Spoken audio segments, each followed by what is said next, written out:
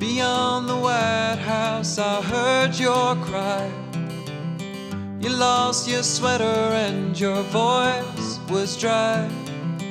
I threw a pebble down an empty well, and it's still falling down to hell. And now I'm walking through the tall, tall grass.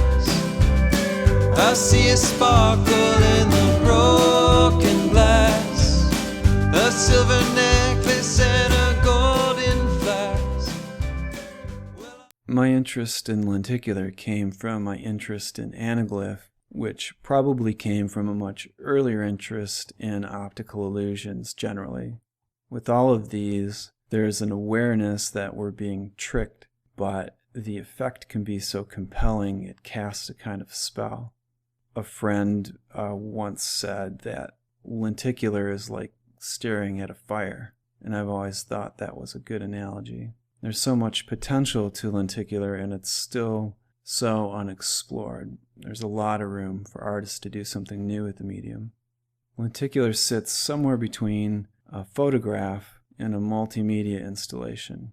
It's attractive for me because I can deal with some of those same concerns in a format that's much more portable. People have to physically engage with the artwork to get it to give up its content, which can be used in all kinds of ways. I was super excited when I found out that the commission went through.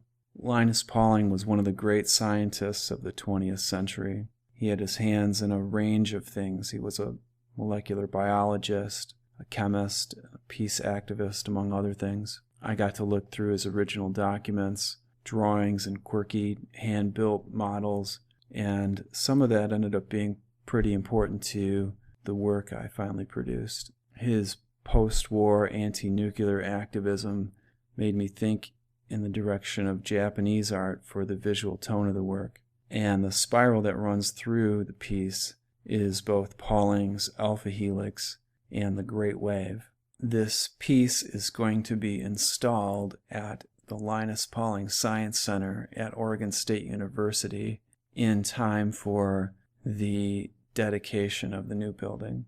As people come into the building, they're going to be greeted by a giant 20-foot lenticular mural. I think that's going to be pretty cool. Alright, so this is a version of the piece. This is a version that I was trying out, and the layers all have depth information. So set up a bunch of alpha channels that that have depth information for that particular item. And then, oops.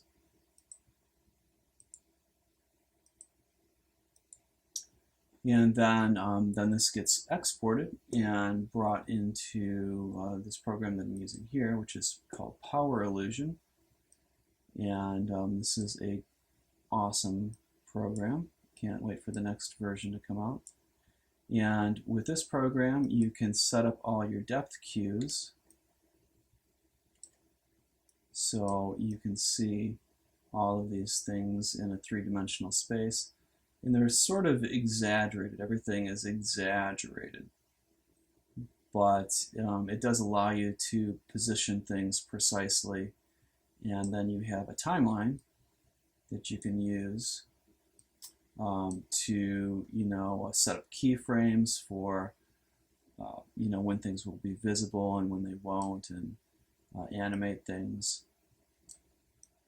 So, and then this all gets rendered out, and the rendering of it looks like this. So again, this is the so this would be one panel, and then of course when you zoom in, what you see is the interlaced image, and so all these lines here represent different parts of 36 individual images, and they're all knit into one. And then this is printed, and then the lens is placed on top. So that's the basic workflow.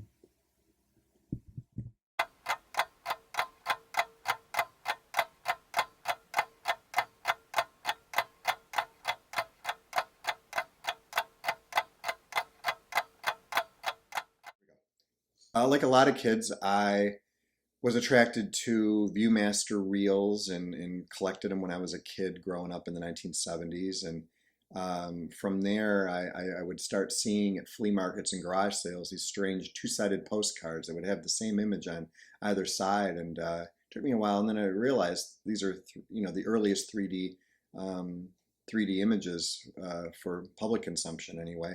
The whole stereoscopic craze that happened in the late 1800s and beyond. So I started to collect those, and at this point I probably have 1,000 of those and maybe a half dozen of the viewers.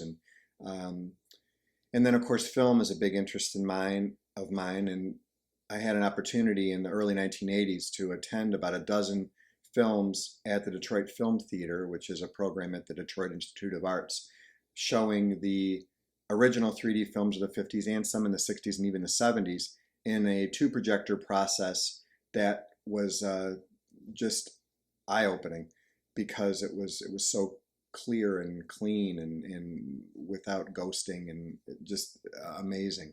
And it really made me appreciate the 3D process on film. And I got to also sort of explore the way that different directors use the process. Everyone from the first films where things are being thrown at the camera and thus at the audience, to someone like Alfred Hitchcock, who could kind of bring you into the screen when he's filming Dial M for Murder, which is essentially a stage play, where he provided depth, again, into the screen. So from there on, I've been looking for anything, especially related to film, posters and stills and even old campaign materials about how they would promote these things. And 3D's kind of been a little minor obsession ever since. The stereoscopic cards were created really as sort of a parlor gimmick, well, obviously well before television, and people could, just see the world through these stereo cards, so much different than a postcard. You really feel like you're seeing something alive in 3 dimensions. Of course, lenticular was used a lot with advertising, even for presidential campaigns. And one of the favorite things that I found was this whole Nixon head with the "Our Nation Needs Nixon" with the United States over it. I think when a lot of people think of 3D, they still think of the old Viewmasters, and for good reason. They were super popular. I mean, right from the 50s until even arguably today. My wife Madeline and I were really flattered when Chris asked us to be the family, my wife and my 2 sons, to be a family in a picture that he was doing. We did end up with a couple of pictures, a couple of portraits of my wife and I that he took that, again, I'm really fond of, that were, again, part of this project.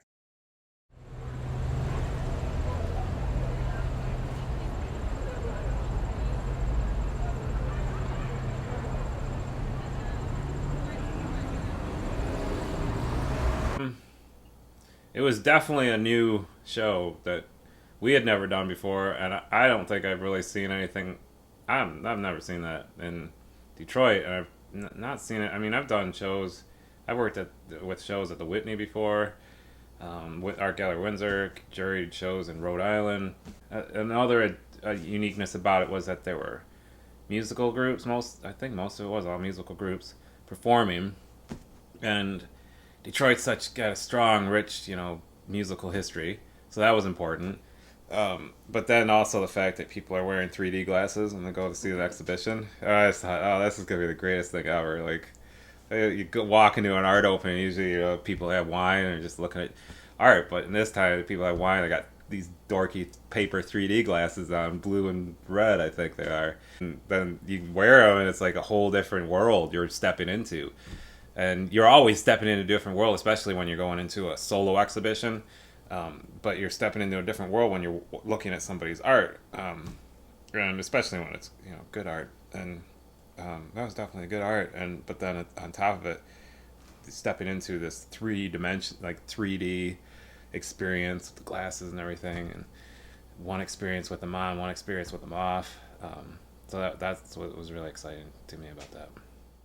Well, I believe Detroit, first and foremost, has been a city with an identity crisis culturally. Manufacturing and industrialization of the early 20th century created, in my mind, what I call an undereducated middle class. That said, I'm not saying that the people in this area are uneducated, but what I am saying is that it created a huge market of a middle class with a pretty good size, expendable income, who embrace sort of this chip on your shoulder attitude that we have here in Detroit, and we always have had. You create art when your environment isn't the way you want it to be. I once heard Iggy Pop, local Detroiter, born and raised, mention that when asked, how can something so avant-garde and so primal as the Stooges and so almost arty, in a sense, come from somewhere like Detroit? And Iggy said, it's the only place we could have come from. And I never forgot that.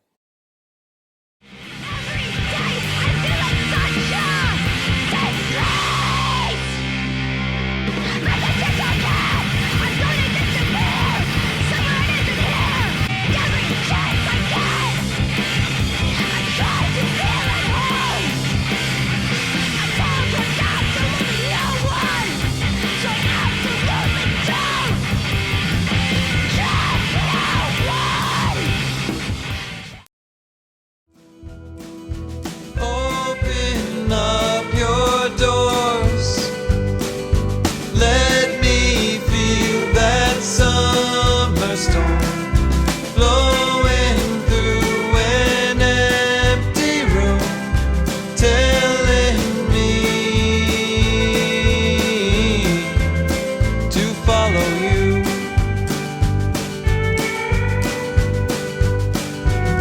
I didn't mean to be so insincere.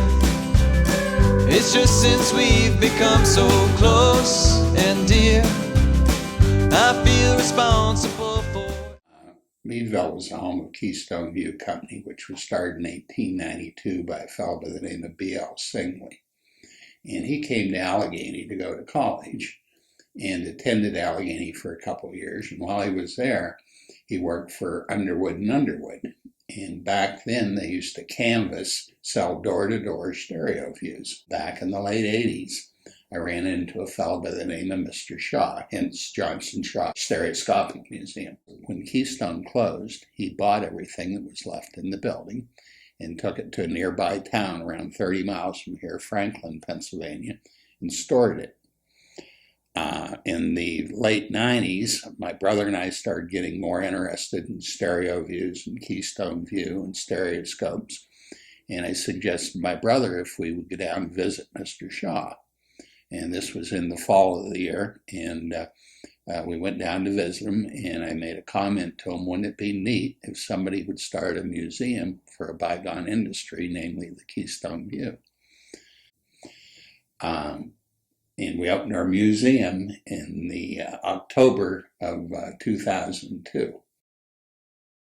I believe the thing really took off during the Civil War with Matthew Brady, when they started mass producing Civil War stereo views.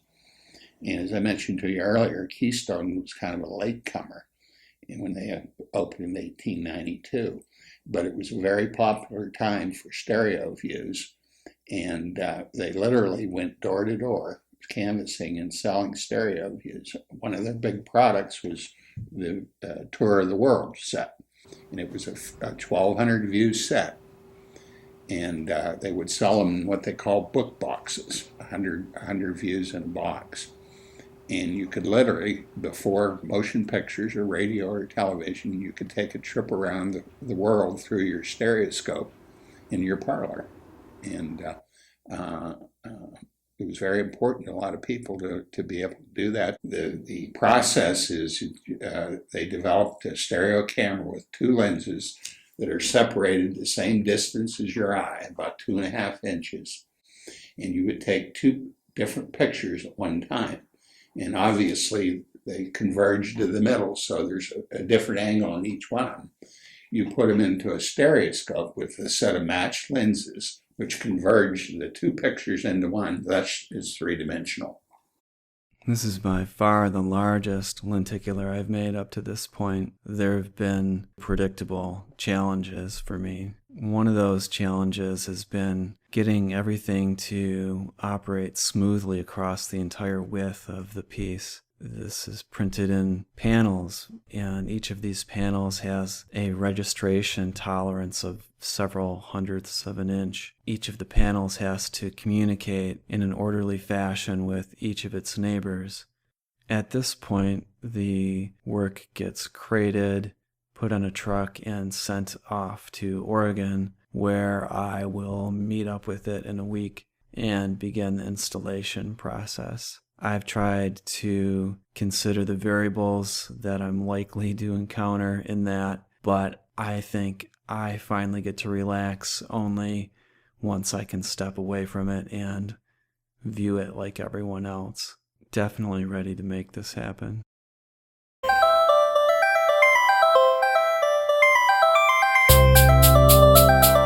2, 1, 2, 3, 4. Contrary to popular belief, I like all my time spent when it's just you and me. Cause you're the best and you make me feel great. Can I take it to the movies? I will pay for the date. We can see anything that you desire. With a mouth full of candy and a heart full of fire.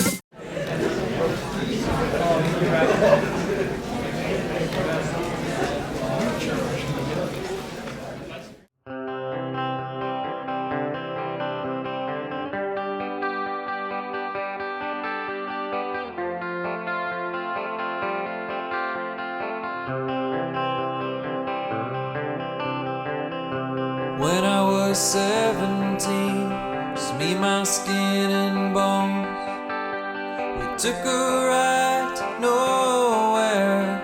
Now we're all back home,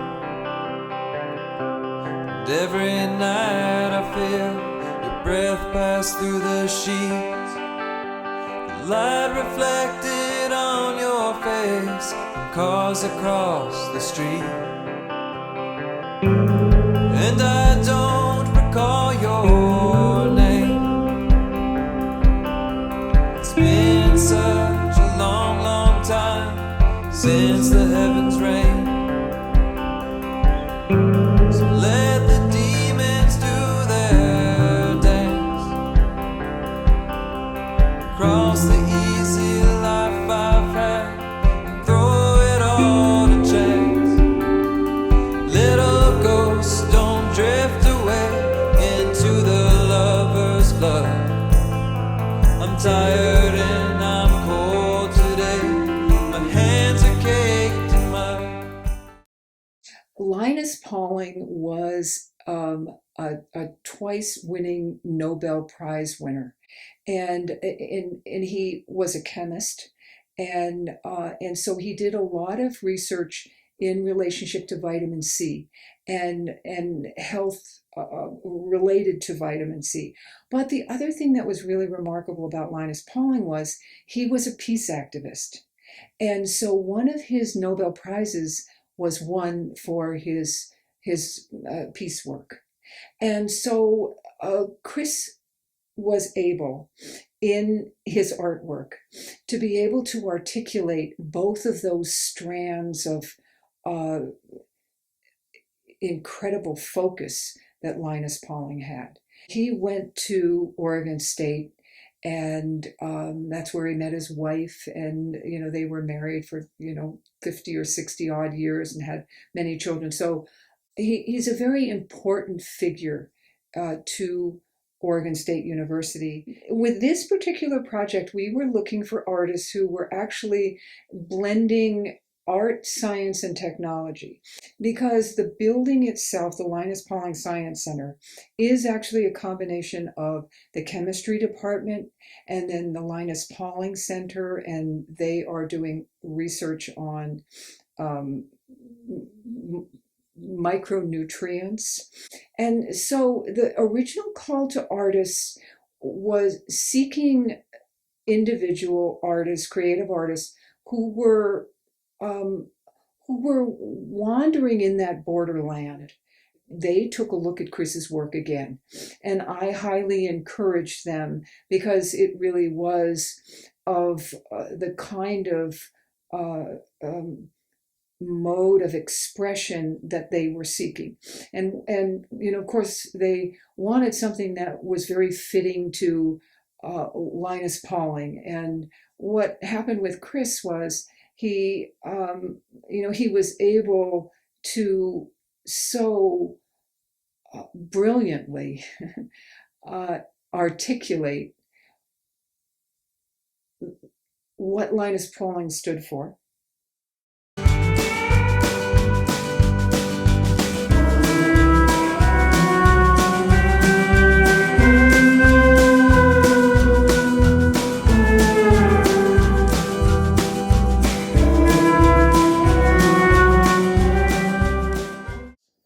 Phantograms are an amazing field of 3D stereophotography, and a phantogram basically is an optical illusion in which when you look at an image on a paper and you look at it from approximately 45 degrees with your glasses, then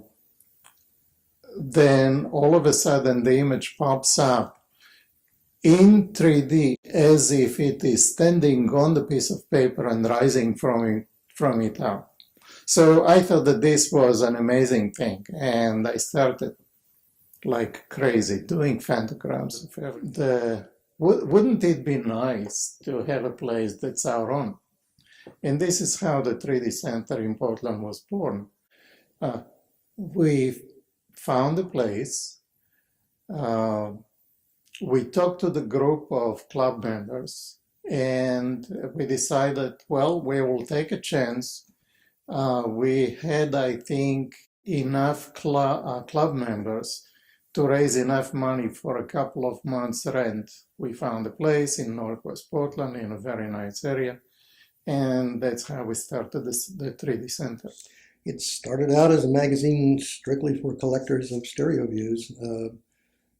By the time I became editor, they'd started running about maybe about a fourth of the other articles were about contemporary stereo done with stereo realist cameras. And a few people were building their own rigs, their own film rigs. And by about the 1990s, it had become easily half and half contemporary and historic stereo. It's stayed about that. It's very hard to give an actual percentage because an article about old stereo views or a historical stereographer will take up a lot more column space in a magazine because the views are big. But we've remained a magazine devoted to both historical and current developments in stereoscopy. So, and that makes us unique in the world. A tremendous number of people start out completely on their own, building their own equipment, making their own images, divining the rules on their own, eventually finding books or websites that help them. And then they discover the National Stereoscopic Association and Stereo World Magazine or the International Stereoscopic Union. And then they're delighted because they realize they're not alone in the world. Remember, when you're looking at a stereo image, it takes some effort. You've got to want to see that image. Whether you're looking through a viewer, whether you're putting on glasses to see a movie or a television set, even if it's autostereoscopic, with no glasses, it still takes a little bit of effort. Line your head upright and concentrate. So there's a sense of purpose about it. You've got to want to see the 3D, and if it's good, you're going to be delighted. If it's bad, you're going to walk away.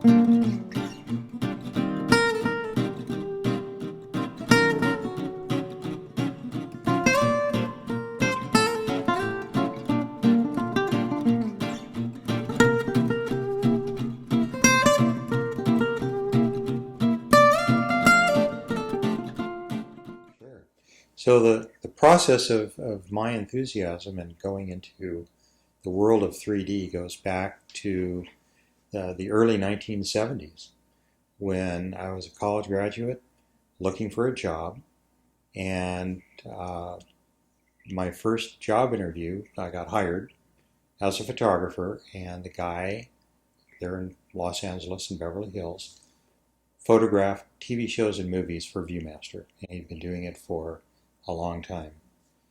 And he trained me to go out on the sets and do this, and I had no clue that 3D even existed. The fun of shooting 3D and seeing your pictures in 3D was captivating.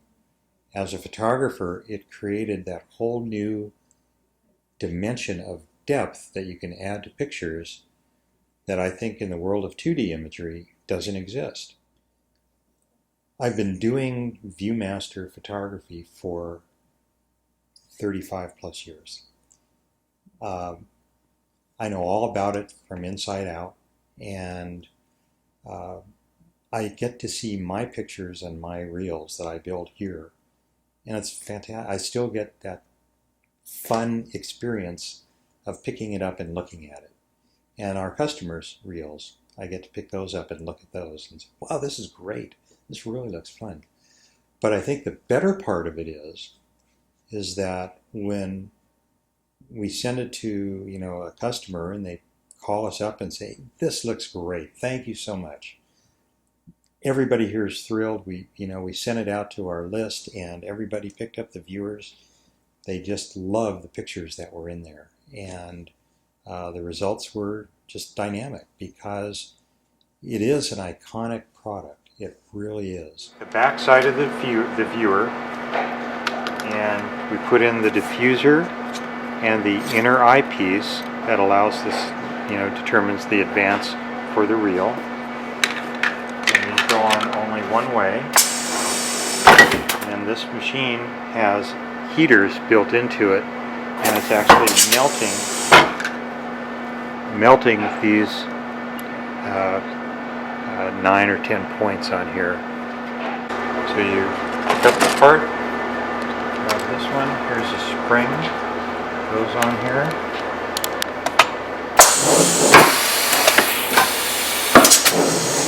And you have a finished viewer. Very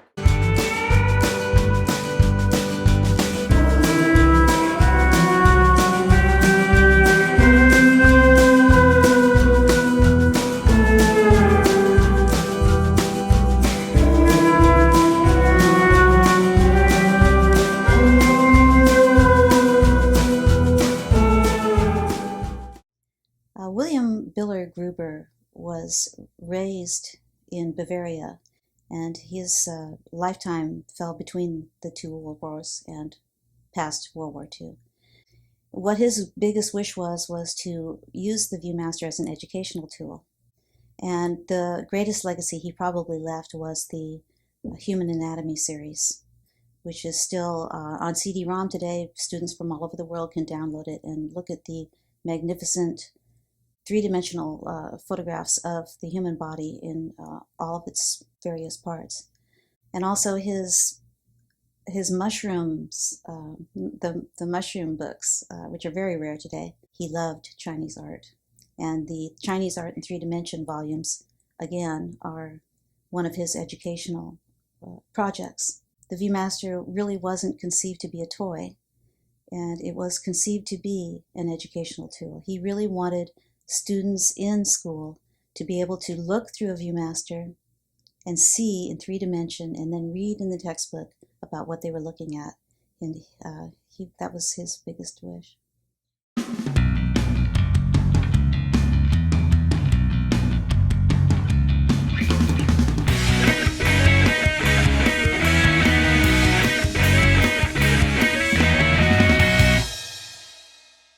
Lenticulars are more able to create like a fantastic environment. A lot of the religious lenticulars, it may show a shrine or the Madonna or Jesus or something, and a lot of other times there's a highly decorative element that's surrounding it.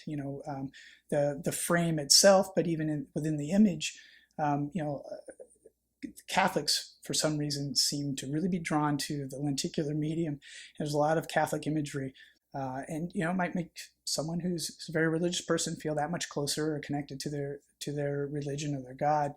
From a political standpoint, I think, especially when most of these political flashers is what they're called for the buttons or little badges that they had, starting, there's a real prevalence starting around, I think, 1953 with Eisenhower.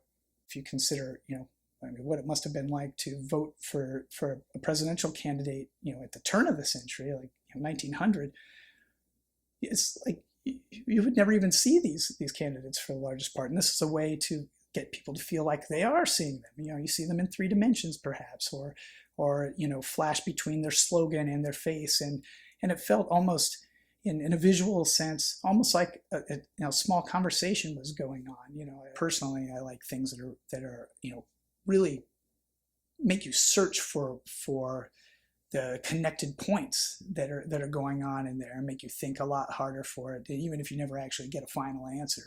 I like that bit of mystery, or that kind of that puzzle aspect of the art in general. So that's what I liked about this particular piece. I have another piece of his larger format, with a dinosaur and various other weird, sort of unconnected elements that are in there as well. But that's one thing they all shared, and I really like that. I thought he effectively pulled that off.